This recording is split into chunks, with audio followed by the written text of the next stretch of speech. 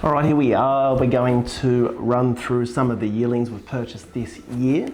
This one is the Sword of State Florence Nightingale colt. When I look at a yearling will walk out. Imagine this has just walked out.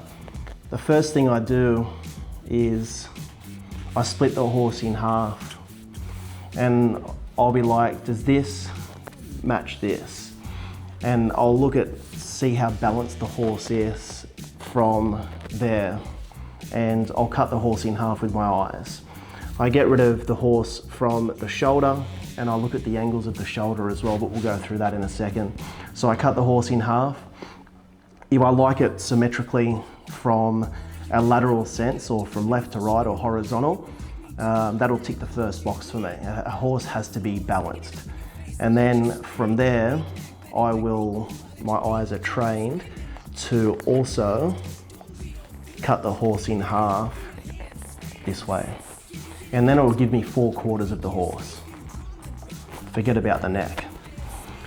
And if my horse matches up in each quarter, I'm first of all happy with that. If I'm happy with depth of girth, and if I'm happy with length of hip, if I'm happy with angles from hind legs, from the point of the tail to hock, to fetlock, to angle of pasterns.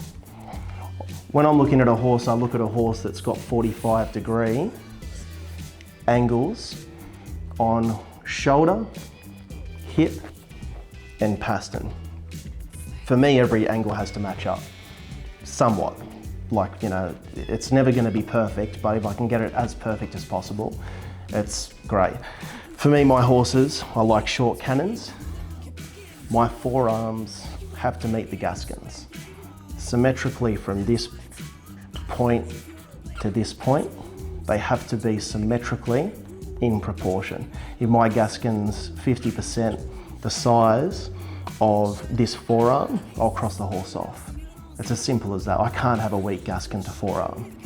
So when a horse walks, if I tick all these off, when a horse stands, I'm ticking all of these off in my head. So I've done vertically, horizontally, I've done quarters, I've done forearm to gaskin, and I've done angles straight away, and then I'll ask for them to walk the horse. Then the horse has to be naturally athletic when it walks away from you. I like a horse to have big ears, I like a horse to have big nostrils. Parrot mouth doesn't bother me at all. And attitude is everything. So with what goes on in here is huge. That's massive. The brain and temperament's huge for me. So then if the horse is naturally athletic when it walks, fantastic. If it's not, I'll cross it off. If the horse has a bad attitude, I'll cross it off.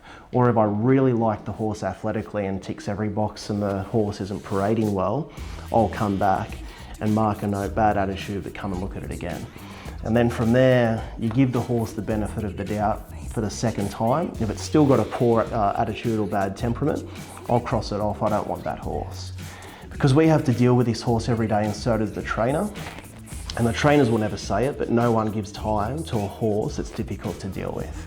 So you want to be ticking every single box possible. Data is data. Good horses come from good farms, and I'll still buy horses from the littler farms as well. I'm not saying it's just big farms, but the bigger farms just have the resources to have more staff. The reason this horse has already walked out is because the pedigree's already ticked my box. So this is out of a Rip Van Winkle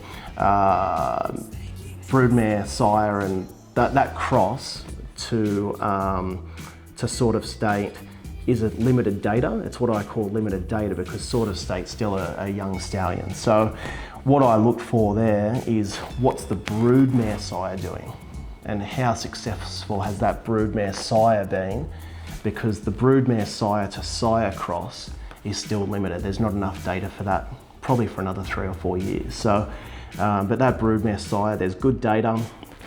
I like the athlete.